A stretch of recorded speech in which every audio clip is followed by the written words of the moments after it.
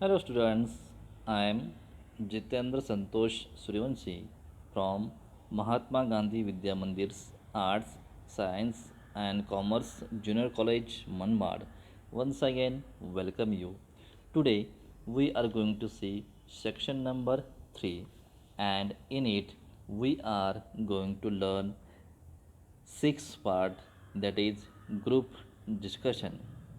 विद्यार्थी मित्रांनो, आज आपण सेक्शन 3 मधील six part, that is group discussion, अर्थातच गट चर्चा किंवा सामुदायिक चर्चा हा पाठ अभ्यासणार आहोत. चला तर बघूया group discussions. My dear students, generally group discussions is asked in competitive exams like UPSC or MPSC, but now it is in our syllabus. It is a good part or good thing for us. So let us start line by line. चला तर बघूया आपण group discussion म्हणजे काय, सामुदायिक चर्चा म्हणजे काय.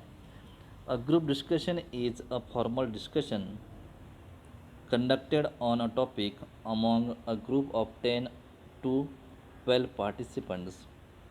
ग्रुप डिस्कशन म्हणजेच औपचारिक चर्चा की जी एका विषयावर आयोजित केलेली असते आणि त्या चर्चामध्ये जवळजवळ 10 ते 12 विद्यार्थी पार्टिसिपंट्स असतात. The participants analyse the topic from their respective angles and present their views and opinions. विद्यार्थी मित्रांनो, जे काही विद्यार्थी असतात किंवा जे काही उमेदवार असतात तर ते त्यांच्या दृष्टिकोनातून त्या विषयाचं विश्लेषण करतात and present their views and opinions, आणि ते त्यांचं जे काही मत आणि दृश्य असतं किंवा जे काही दृष्टिकोन असतो तर ते त्या ठिकाणी सादर करतात. The group is given a topic. विद्यार्थी मित्रांनो, या ग्रुप डिस्कशनमध्ये त्या ग्रुपला एक टॉपिक, एक विषय दिला जातो. They contemplate on it for a few minutes, आणि ते त्या विषयावर काही मिनिटे चिंतन करतात, मनन करतात.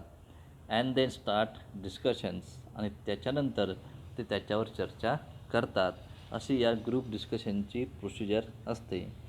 The discussion is usually for 10 to 15 minutes, आणि ही जी काही चर्चा आहे तर ही जवळजवळ 10 ते 15 मिनटं चालते. Experts listen to the members and evaluate them, आणि जे काही तज्ज्ञ असतात तर ते त्यांना ऐकतात, त्यांची चर्चा ऐकतात आणि त्यांचं मूल्यमापन करतात. Group discussions are usually held on topics of 4 kinds, आणि ही सामुदायिक चर्चा जेणेकरून किंवा बहुत करून 4 प्रकारच्या विषयांवर आयोजित केली जाते. First, that is factual. Factual means विद्यार्थी मित्रांनो वास्तविक. For example, plastics should be ban. उदाहरणार्थ, जी काही प्लॅस्टिक आहे तर त्याच्यावर बंदी आणली पाहिजे. हा एक वास्तविक विषय आहे आणि अशा विषयावर चर्चा केली जाते किंवा ग्रुप डिस्कशन आयोजित केले जाते. B, a social or political issue. आणि दुसरा जो काही प्रकार आहे तर तो आहे सामाजिक किंवा राजकीय विषयांवर ही ग्रुप डिस्कशन तयार केली जाते किंवा आयोजित केली जाते. For example, moral policing. तिसरा आहे अब्स्ट्रॅक्ट. अब्स्ट्रॅक्ट मीन्स घोषवारा. फॉर एक्झाम्पल, कन्सियन्स, की उदाहरणार्थ कर्तव्याची जाणीव. या विषयावर ही ग्रुप डिस्कशन तयार केली जाते किंवा आयोजित केली जाते. आणि डी, केस स्टडी बेस्ड, आणि जी काही केस स्टडी आहे तर त्याच्यावर ही ग्रुप डिस्कशन तयार केली जाते. Where the group discusses a case study, की ज्या विषयावर सामुदायिक चर्चा केली जाते.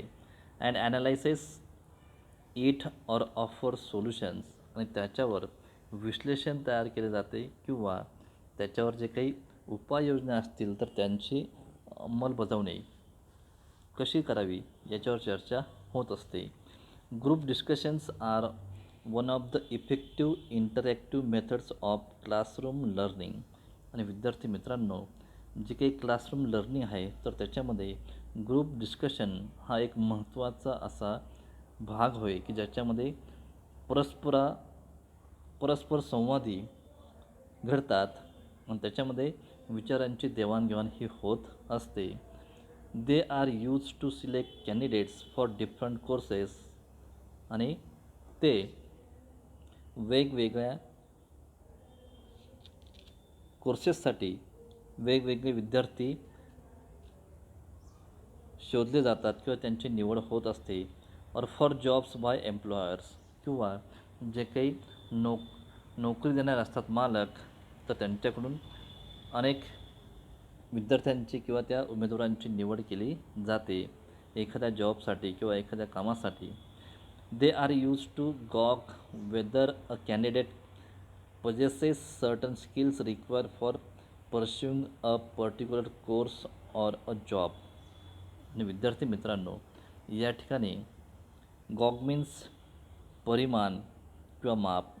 आणि त्या ग्रुप डिस्कशनमधून त्या विद्यार्थ्याचं किंवा त्या उमेदवाराचं परिमाण मोजलं जातं की त्याच्या अंगी कोणतं कौशल्य आहे आणि तो विशेषतः हा जॉब करू शकतो किंवा नाही याचं कौशल्य त्या ग्रुप डिस्कशनमधून ओळखलं जातं. That involves working in groups. आणि ही चर्चा त्या सामुदायिकपणे घेतली जाते. Giving opinions and solve problems together to achieve common goals. आणि ही चर्चा ग्रुपमार्फत केली जाते व त्याच्यावर ते त्यांची मतं देतात आणि जी काही समस्या असेल तर ती एकत्रितपणे सोडवून जे काही ध्येय आहे तर ते ध्येय कशा प्रकारे आपण प्राप्त करू शकतो याचं नियोजन केलं जातं. The candidates are tested for their knowledge. आणि जे काही उमेदवार आहेत तर ते त्यांचे जे काही ज्ञान आहे तर त्यासाठी त्यांची परीक्षा आयोजित केली जाते. And communication skills as well as their ability to work as part of group. व त्याचबरोबर त्यांचं जे काही संवाद कौशल्य आहे तर त्याचीसुद्धा क्षमता या ठिकाणी मोजली जाते. And to lead other towards conclusion and solutions. व त्याचबरोबर जो काही शेवट आहे आणि जे काही उपाय आहेत तर ते कशा प्रकारे करतात याच्याकडे सुद्धा लक्ष दिले जाते. One should be able to use his understanding of a subject to give opinions on it.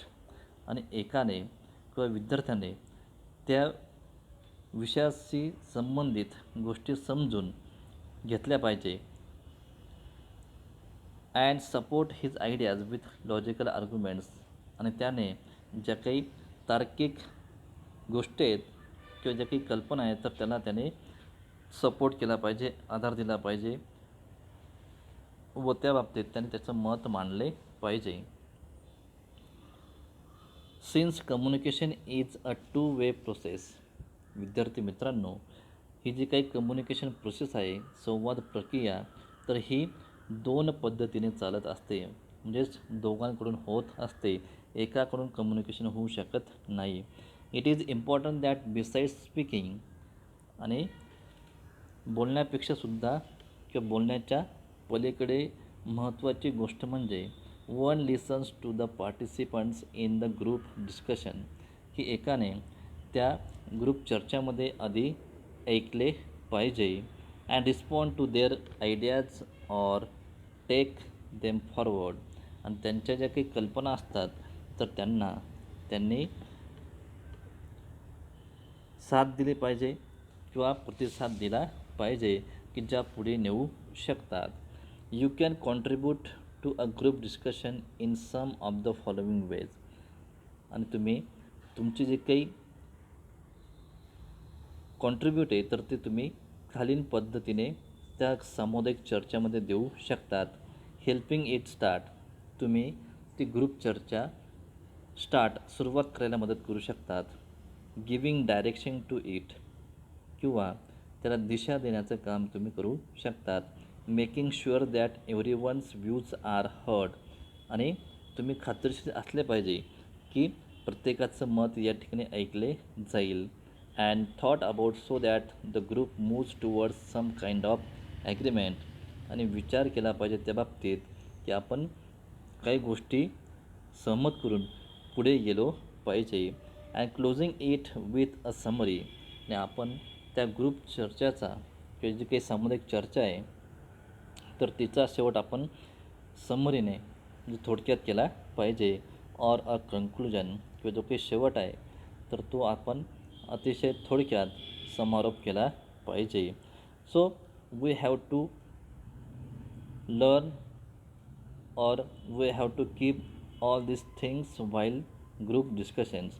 विद्यार्थी मित्रांनो, आपल्याला अशा प्रकारे सामुदायिक चर्चा करताना या गोष्टी लक्षात ठेवाव्या लागतील. त्याच्याचप्रमाणे खाली काही गोष्टी दिल्या आणखी त्या बघूया आपण. The language of group discussions, की जी काही सामुदायिक चर्चा आहे तर त्याच्यासाठी भाषेची निवड. Here are some expressions you can use to perform different functions during a group discussion. ही खाली काही एक्सप्रेशन्स दिले आहेत की जे तुम्ही ग्रुप डिस्कशन करताना त्यांचा वापर करू शकतात. याच्यामध्ये काही पॉईंट्स दिले विद्यार्थी मित्रांनो की त्या आधारे तुम्ही तुमच्या ग्रुप डिस्कशनची सुरुवात करू शकतात किंवा तुम्ही त्यामार्फत तुमचं मत मांडू शकतात. त्याच्यामध्ये पहिलं जे आहे एक्सप्रेसिंग ओपिनियन्स. एक्सप्रेस मीन्स वर्णन करणे, ओपिनियन्स मीन्स मत. तुम्ही तुमचं मत व्यक्त करू शकतात. त्यासाठी त्या ठिकाणी काही ओळी दिल्या आहेत. I believe that, I think that, could I make a point please, it seems to me. म्हणजे या सेंटेन्समार्फत तुम्ही तुमचं ओपिनियन देऊ शकतात. दुसरा पॉईंट आहे एक्सप्रेसिंग ॲग्रीमेंट. ॲग्रीमेंट मीन्स संमती किंवा मान्यता. म्हणजेच मान्यता वर्णन करणे किंवा आपण कशा प्रकारे मान्यता देऊ शकतो त्या ग्रुप डिस्कशनमध्ये चालू असताना.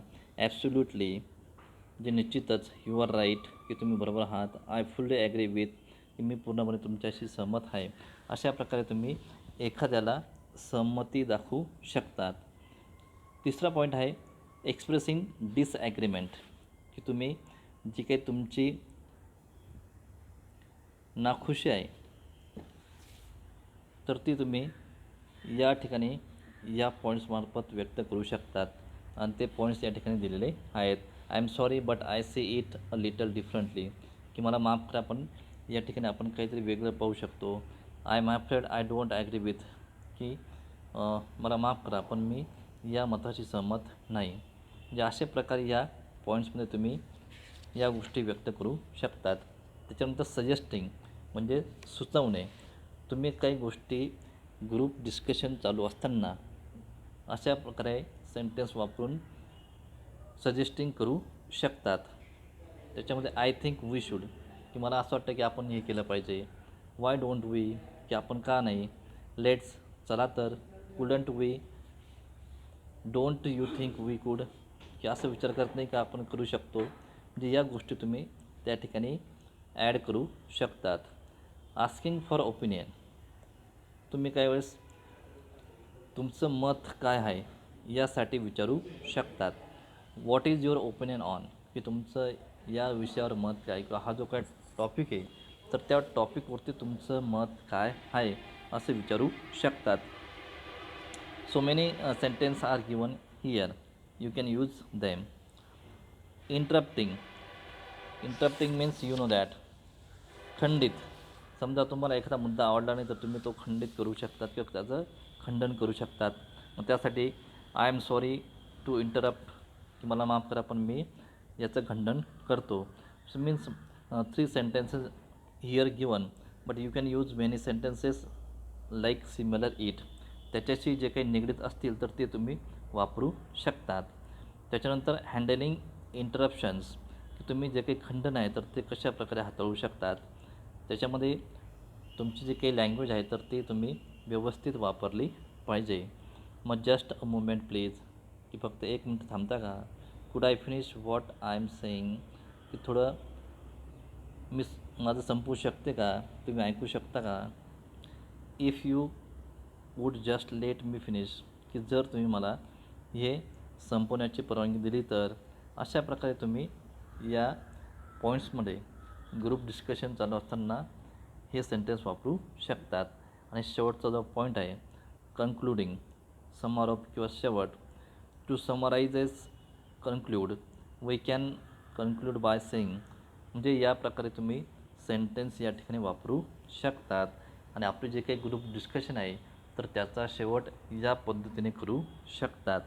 अशा प्रकारे विद्यार्थी मित्रांनो, जो काही ग्रुप डिस्कशन हा पार्ट आहे तर अतिशय चांगल्या प्रकारे आहे. आणि याची मदत तुम्हाला भविष्यात जे काही कॉम्पिटेटिव्ह एक्झाम आहे तर त्याच्यात निश्चितच मिळू शकतो.